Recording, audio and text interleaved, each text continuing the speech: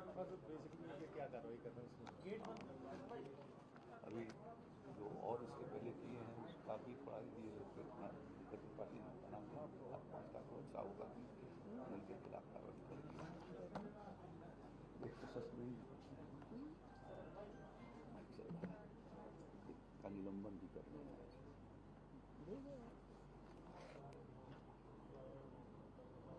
शुरू करूं मैं? रवि 2025-26 के उत्तर प्रदेश की तैयारी के लिए आज हम लोगों ने प्रारंभिक बैठक यहाँ पर की है और उसके भीतर प्रदेश में रबी का आच्छादन 138,78,000 हेक्टेयर में करने का लक्ष्य रखा गया है।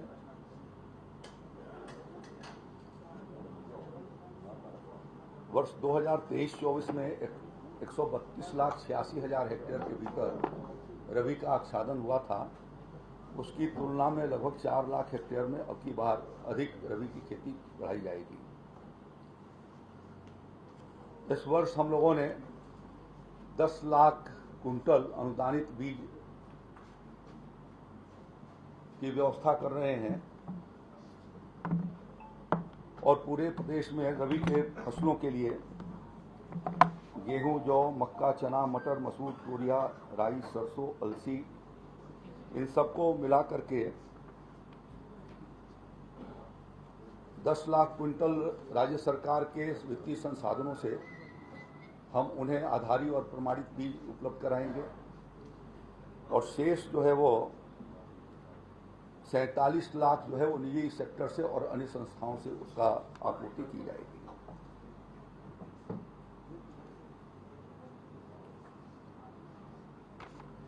इस साल के योजना में दलहन और तिलहन के खेती के विस्तार की दृष्टि से हम लोगों ने निर्णय किया है कि हम उसके एरिया को बढ़ाएंगे, क्योंकि गेहूं के तुलना में सरसों और दलहन की फसल ज़्यादा मुनाफा देती है, लागत भी कम लगता है, उत्पादन भी अच्छा होता है और कीमतें भी अच्छी मिलती हैं। तो किसानों की आमदनी बेहतर हो सके, इस दृष्टि से यह उत्तर प्रदेश कृषि विभाग इसके लिए अभियान चलाएगा। हमारी प्राथमिकताओं में से गन्ना की जो शीतकालीन जो गन्ना लगाई जाती है विंटर सीजन के भीतर, उसके भीतर हम लोग दलहन और तिलहन के इंटर क्रॉपिंग भी करेंगे और यह हमारा प्रयास होगा कि जो किसान गन्ना लगाते हैं उनको हम निःशुल्क दलहन और तिलहन के मिनी किट उपलब्ध कराएं, जिससे मल्टी क्रॉपिंग की ओर हमारे किसान भाई आगे की ओर बढ़ सकें।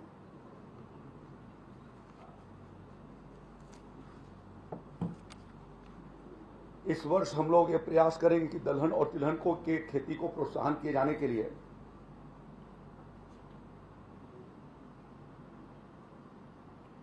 लगभग 12,80,350 मिनी किट किसान भाइयों को निःशुल्क उपलब्ध कराई जाएगी। इसके लिए अभी तोरिया बीज के लिए हम लोगों ने पोर्टल खोल रखा है और जो किसान लगाना चाहेगा वो उस पर आवेदन देगा और आने वाले जितने भी मिनी किट हमारे होंगे, इस 15 सितंबर के पहले हम लोग 10 सितंबर तक अपना पोर्टल खोलेंगे और किसानों से उस पर आवेदन पत्र मांगेंगे। टारगेट के हिसाब से उस जनपद के टारगेट के अनुसार यदि उनका आवेदन आएगा तो हम उसके अनुसार दे देंगे, अन्यथा उसके लिए लॉटरी निकाल करके और किसान भाइयों को वो सुलभ कराएंगे।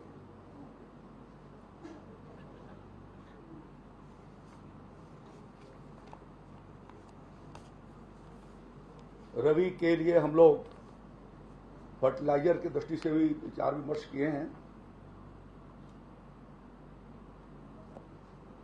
और रबी सीजन के लिए 41 लाख मीट्रिक टन यूरिया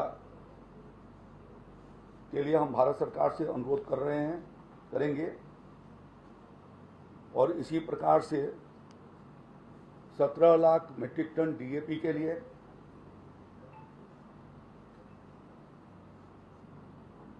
वर्ष 7,08,000 मीट्रिक टन एनपीके के 1.78 मीट्रिक टन एसएसपी के लिए और 84,000 मीट्रिक टन पोटास के लिए 2 लाख मीट्रिक टन पोटास के लिए हम लोग उनसे डिमांड करेंगे। हम लोगों ने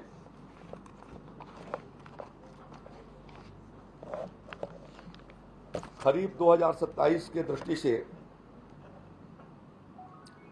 अब तक हमने 37,97,000 मीट्रिक टन यूरिया मंगाई, जिसमें से 32 lakh metric ton 32,07,000 metric ton की 19 तारीख तक कल तक इसकी बिक्री पूरी हो चुकी है और अभी भी हमारे पास 5,90,000 मीट्रिक टन यूरिया आज सवेरे राज्य के भीतर रही है। इसी प्रकार से 9,31,000 मीट्रिक टन हमने डीएपी मंगाई, 5,84,000 मीट्रिक टन उसमें से सेल हो चुकी है और 3,87,000 मीट्रिक टन हमारे पास डीएपी बैलेंस है। एनपी के 5,42,000 मीट्रिक टन हमने मंगाई, 2,42,000 मीट्रिक टन एनपी के बिका है और 3 लाख मीट्रिक टन कल शाम तक हमारे पास रही है। एसएसपी हमारे पास 5,32,000 मीट्रिक टन आई, 2,81,000 मीट्रिक टन जो है सेल हुई है और 2,51,000 मीट्रिक टन हमारे पास अभी भी बैलेंस है। पोटास एमओपी जिसको कहते हैं 1,09,000 मीट्रिक टन हमने मंगाई, 46,000 मीट्रिक टन की बिक्री हुई, 63,000 मीट्रिक टन हमारे पास है। इस प्रकार से 15,91,000 मीट्रिक टन हमारे पास इस समय फर्टिलाइजर सभी प्रकार के फर्टिलाइजर मिलकर के जनपदों में के भीतर हैं। गत वर्ष 19/8/2025 तक यानी 19 अगस्त 2025 तक 32 लाख मीट्रिक टन 27,86,000 मीट्रिक टन गत वर्ष 27,86,000 मीट्रिक टन की सेल 19 अगस्त तक हुई थी। इस वर्ष 32,07,000 मीट्रिक टन सेल हुई है, जो पिछले बार की तुलना में 4.5 लाख मीट्रिक टन से अधिक है।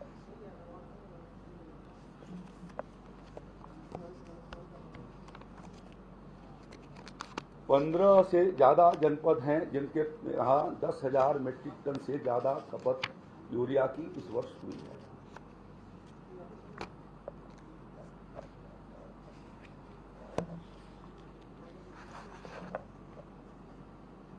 मैंने अभी जब विकसित उत्तर प्रदेश का संकल्प था, उस संकल्प अभियान के भीतर जब मैं देख रहा था तो वर्ष 2016-17 में खरीफ के भीतर मात्र, तब समाजवादी पार्टी की हुकूमत थी, सिर्फ 23 लाख मीट्रिक टन जो है वो यूरिया बिकी थी खरीफ सीजन में, और हम अब तक 32 लाख मीट्रिक टन यानी जितनी यूरिया अखिलेश यादव जी की सरकार में 2016-17 में बिकी थी, उससे लगभग हमारा खरीफ का सीजन पूरा होते होते 2 गुना हो जाएगा। अब तक 32,07,000 मीट्रिक टन हो गया है।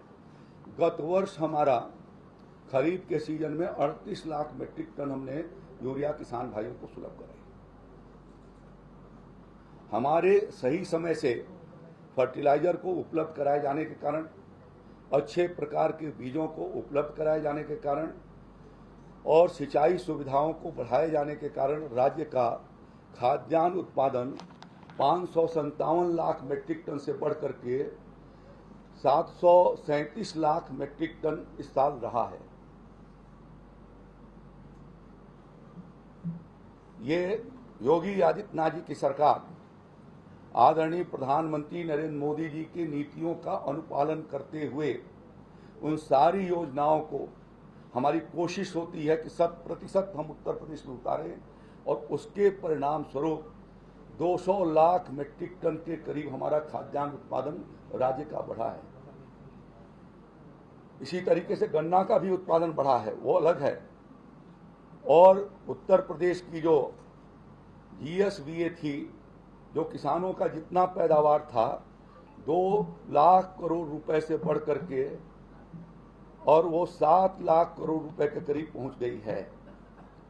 तो ये परिवर्तन राज्य सरकार के प्रयासों से, केंद्र सरकार के प्रयासों से, प्रधानमंत्री किसान सम्मान निधि के माध्यम से, जो समाजवादी पार्टी के राज्य के जमाने में किसान कर्जदार हो गए थे उनके ऋणमोचन को किए जाने की वजह से, उनके कर्जे को माफ किए जाने की वजह से, और इधर अच्छे प्रकार के अनुदानित बीजों की मात्रा को बढ़ाए जाने की वजह से राज्य को यह इतनी बड़ी सफलता प्राप्त हुई है। लगभग 125% हमारा GSVA बढ़ा है। तो यह अपने में राज्य के, जो अभी आजकल अखिलेश यादव जी ने जो बोला, मैं उसके संदर्भ में ये चाहता था कि आप सबके बीच में इस तथ्य को रखें।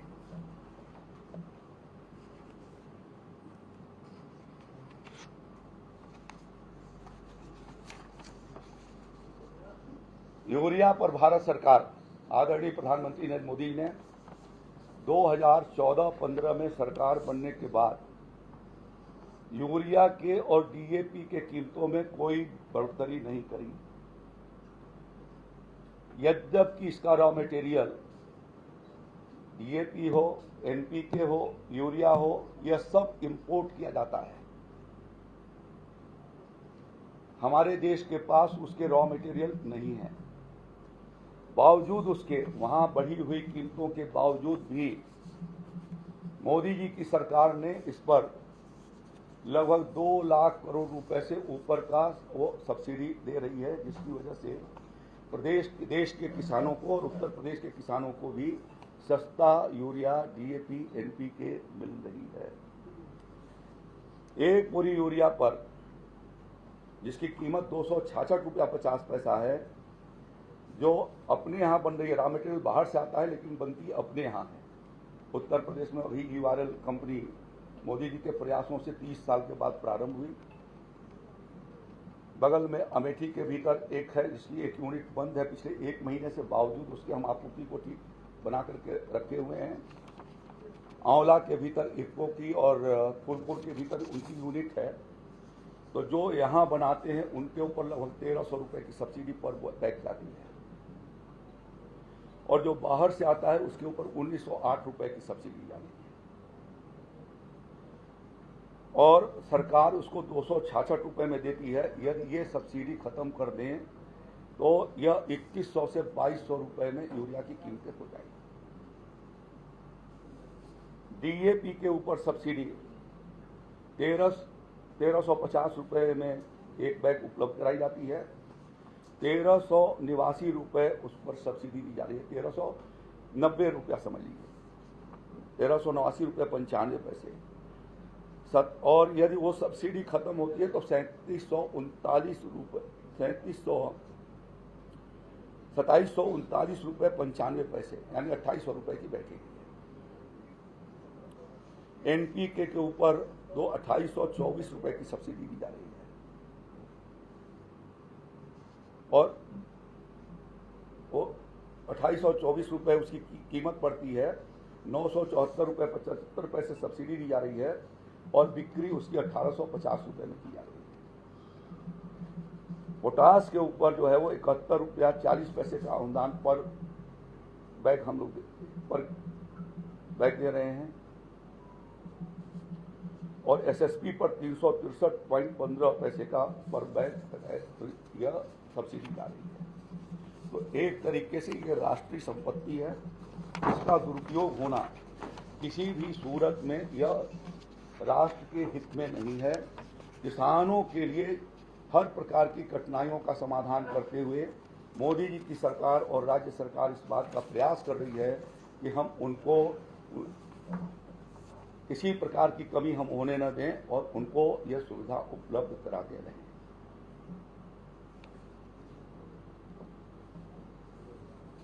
इस साल इन परिस्थितियों को देखते हुए लगातार मई महीने से ही राज्य सरकार सक्रिय है। शासन और प्रशासन इस पर ध्यान रखा हुआ है। हम लोगों ने अब तक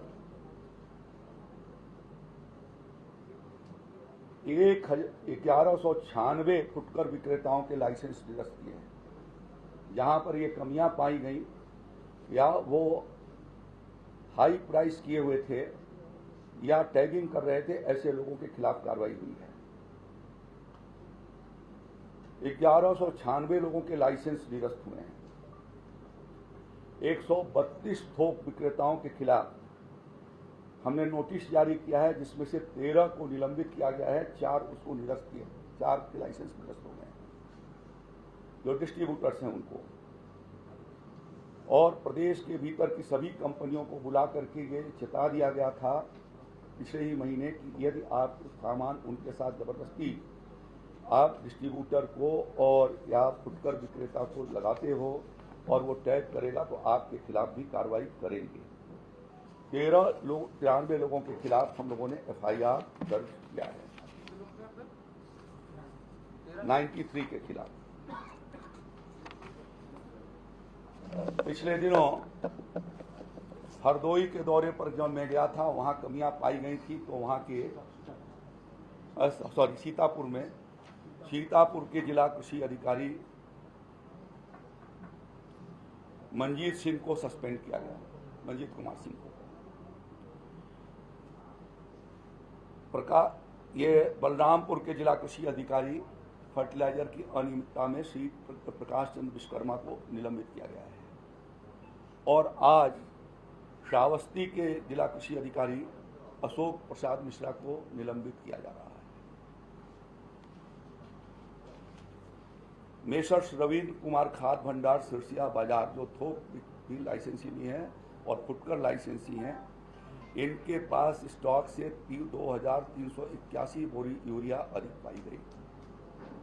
वॉश मशीन पर खाद जितना उठा था उससे ज़्यादा पाई गई थी और 334 बोरी NPK की मिली थी। इस नाते इनकी जांच की गई और जांच करने के बाद इनको निलंबित किया जाता है और इनके जांच अधिकारी के रूप में अखिलेश कुमार सिंह, जो हमारे डेयरी ब्यूरो हैं, उनको नामित किया जाता है।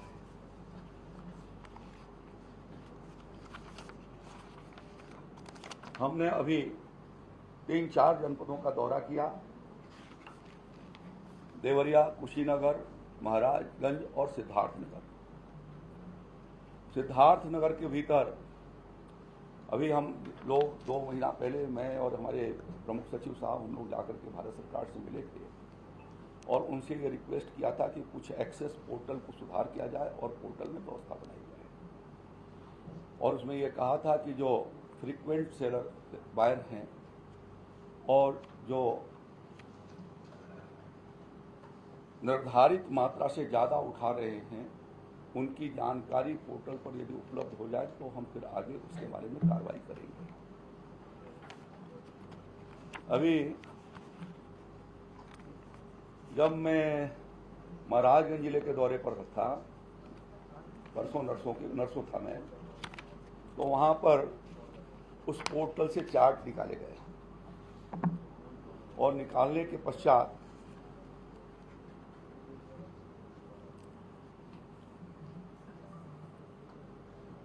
जून महीने में 146 लोग ऐसे मिले हैं जिन्होंने 1 टन 10 क्विंटल से अधिक 4 से लेकर के 12 बार यूरिया खरीदी है। यानी वॉश मशीन पर उनके अंगूठे लगे।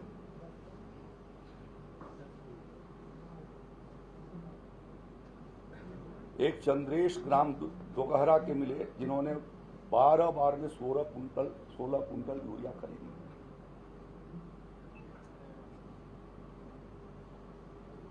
छह लोग ऐसे मिले जिन्होंने 10 बार में 1.5 मेट्रिक टन से ज्यादा यूरिया खरीदी है। इन सब लोगों की पहचान कराई जा रही है। इनके जोत के साथ कि उनका जोत उनके अनुरूप है कि नहीं, कितना फर्टिलाइज़र उन्होंने लिया है, और जिन लाइसेंसियों ने इनको बेचा है उन सबको इस बात के लिए नोटिस दी गई है कि एक आदमी को फ्रिक्वेंट कितनी बार कैसे यूरिया मिला है।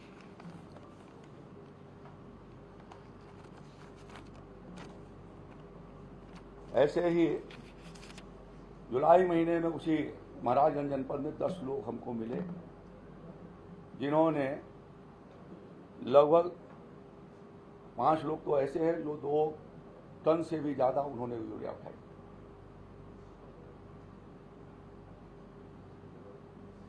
उसमें 15 से 20 बार उठाने वाले लोग हैं। ऐसे सब लोगों की पहचान 10 लोगों की मैंने वहाँ के जिला प्रशासन को नाम दिया है जिन्होंने 1.87 मेट्रिक टन तक उठाई है कि इन 10 के का पहले पहचान करिए और उनके जोत से इनको टैली करिए और उसके बाद उनके खिलाफ कार्रवाई प्रारंभ करिए, लाइसेंसी के खिलाफ भी और उनके जो लिए हैं यदि उनके खिलाफ भी। इसी तरीके से सिद्धार्थनगर में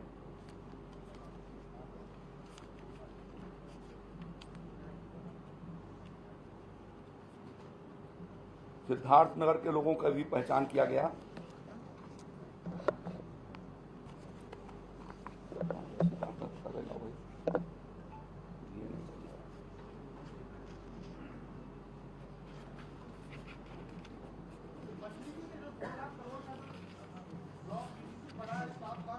मैं बता रहा हूं अभी आगे, पहले इसको बता देता हूं।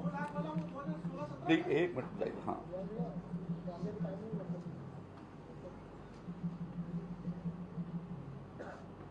सिद्धार्थनगर में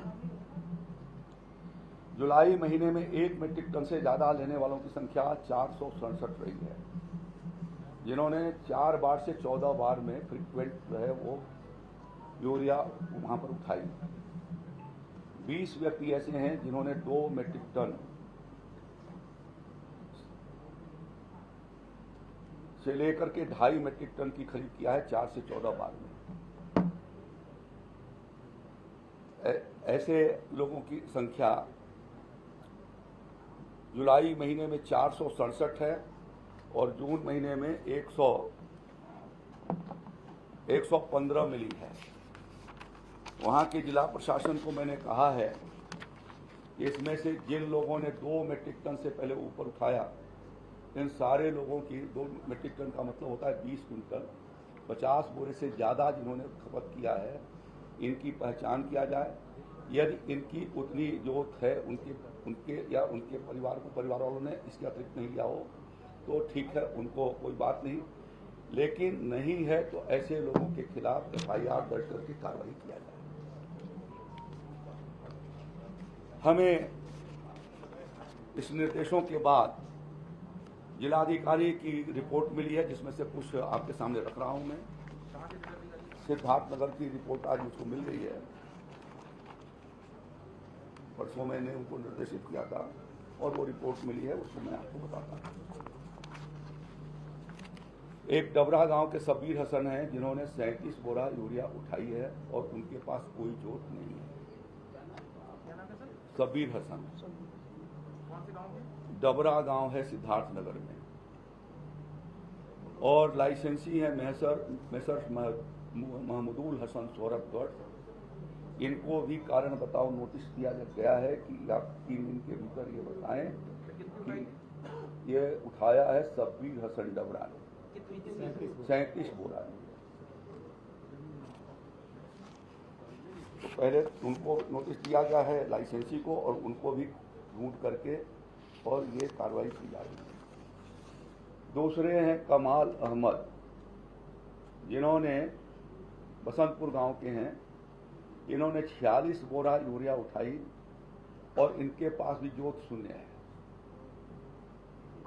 तो पोर्टल शो कर रहा है रिकॉर्ड में जो उनका आधार कार्ड दिखने के बाद जब पहचान की गई, तहसीलदार ने जाके गांव में पहचान किया तो 0 आया। ये मेसर किसान कृषि सेवा केंद्र सिसवा बढ़नी तहसील के रहने वाले, सोरठ तहसील के ब्लॉक तक बढ़नी के रहने वाले हैं। तो मेसर्स किसान सेवा केंद्र सिसवा को भी इसके लिए कारण बताओ नोटिस जारी की गई है। तीसरे हैं मिथुन मौर्य बढ़नी के, इन्होंने 39 बोरा उठाया है यूरिया और जीरो, जब तहसीलदार ने तहकीकात किया तो इनके पास कोई जोत नहीं है। मेसर्स चौधरी खाद भंडार परसा विकासखंड बर्डी तहसील सोरठगढ़ को इसके लिए कारण बताओ नोटिस जारी कर दिया गया है। ये 19 तारीख को कल जारी हो गया। फिर एक हैं रामधनी, जिन्होंने 44 बोरी यूरिया उठाई, चतरा गांव के रहने वाले हैं। इनके पास भी कोई कुम नहीं है। मेसर चौधरी खाद भंडार चुड़ार विकासखंड तहसील सोरठगढ़ सिद्धार्थनगर जिले में, इनके और उसी चतरा गांव के एक शाहबाज हैं, उन्होंने भी 44 बोरा यूरिया उठाई है। इन दोनों के पास कोई जोत नहीं है।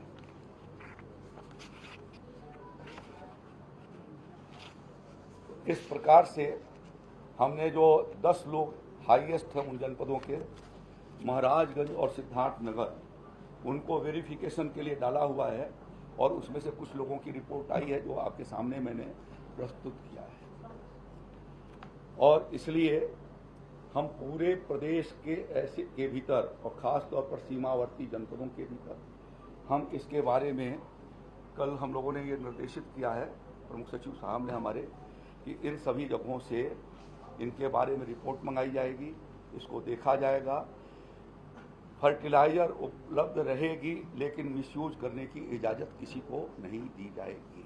मंत्री जी, इसमें एक सवाल ये है कि आप तस्करों को पकड़ रहे हैं, तो तस्कर ही है नेपाल बॉर्डर पर। जमीनी हकीकत कुछ और बोल रही है। जो देखिए, फर्टिलाइजर उतना है पॉश मशीन से। अभी तक आधार कार्ड की व्यवस्था थी तो आधार कार्ड को ट्रैक करने में थोड़ा वक्त लग जाता है ज़्यादा। हमने ये एक हफ्ता 10 दिन पहले ये निर्देश भेजा कि सभी जगहों पर उनके किसानों के मोबाइल नंबर लिखे जाएंगे, जिससे हम ये वेरीफाई कर सकें उनसे कि किस जगह से उन्होंने फर्टिलाइजर लिया है और कितने कीमतों में ली है।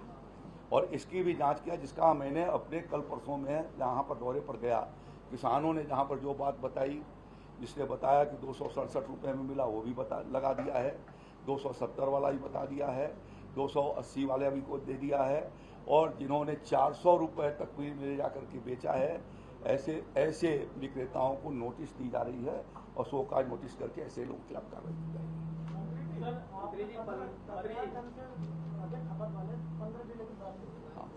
अभी जुलाई में तो 28 जुलाई को एक आदेश आपके यहाँ पे 18 दिनों की जांच का हुआ, तो उसमें से केवल 2 ही दिनों की जांच हो पाई अब तक? नहीं, सबके रिपोर्ट आ रहे हैं सबके रिपोर्ट, तभी तो कार्रवाइयाँ भी शुरू हो रही हैं। सर, अखिलेश यादव ने कल एक पोस्ट किया सोशल मीडिया पे, उसमें लिखा है कि कह गए ऐसे भाजपाई कलयुग आएगा, कृषक खाएगा लाठी डंडा, खाद का संकट गहराया। देखिए, कृषक को कहीं पर भी लाठी नहीं खानी होगी, लेकिन जो तस्कर, माफिया, जमाखोर और कालाबाजारी करने वाले हैं, ऐसे लोगों के खिलाफ हम सख्त कार्रवाई करेंगे। और मैंने बता दिया कि उनको किसानों के ऊपर बोलने का कोई हक नहीं है आज की तारीख में, और कोई राइट नहीं रखते हैं। जिनके ज़माने में किसान खेती भी नहीं कर पाता था, हम अभी 106 लाख हेक्टेयर के भीतर खेती लगाए हुए हैं योगी जी की सरकार में। उनके ज़माने में 90 लाख हेक्टेयर ही बुआई हुआ करती थी। इनपुट न मिलने के कारण किसान अपने खेत के बुआई से वंचित हो जाता था, तो उन्हें, और न वो एमएसपी पर खरीदते थे। उन्हीं के जमान के नीतियों के परिणाम स्वरूप योगी आदित्यनाथ जी की सरकार को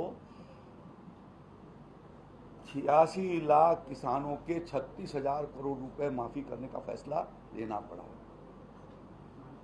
यदि वो बहुत अच्छे थे तो किसान क्यों आत्महत्या कर रहे थे? हम किसान को आत्महत्या भी नहीं करने दे रहे हैं, किसान को सही समय पर इनपुट दे रहे हैं, और जो सही किसान है उसे किसी भी प्रकार की कोई तकलीफ नहीं होगी। लेकिन जो लोग इसके भीतर आकर के व्यवस्था को गड़बड़ करना चाहते हैं, ऐसे लोगों के खिलाफ सख्त कार्रवाई। किसानों का दावा है कि वर्तमान समय में जो खाद मिल रही है उसकी गुणवत्ता बेहतर नहीं है, जिसकी वजह से वह 100% गुणवत्तापूर्ण है। जो पैक्ड आ रहे हैं वो मैंने आपको बताया कि ये सारे इम्पोर्टेड फर्टिलाइजर आते हैं।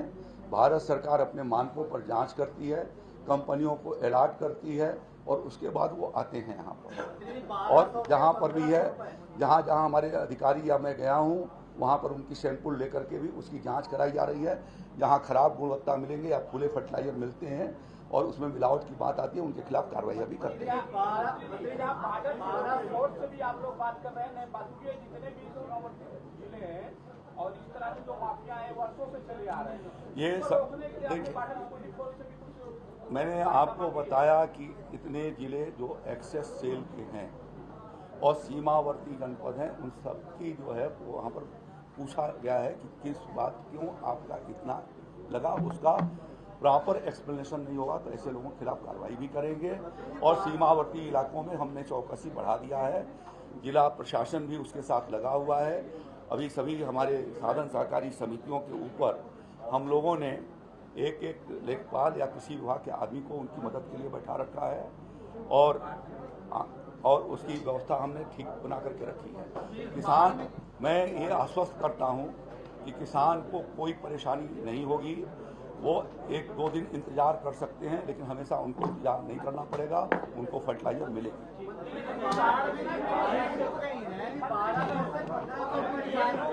अब धन्यवाद।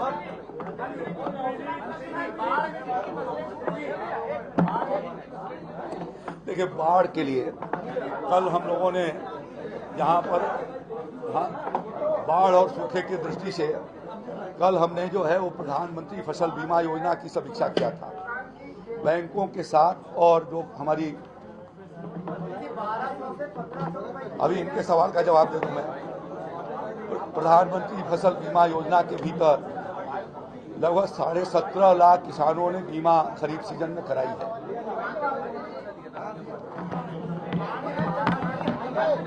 उन सभी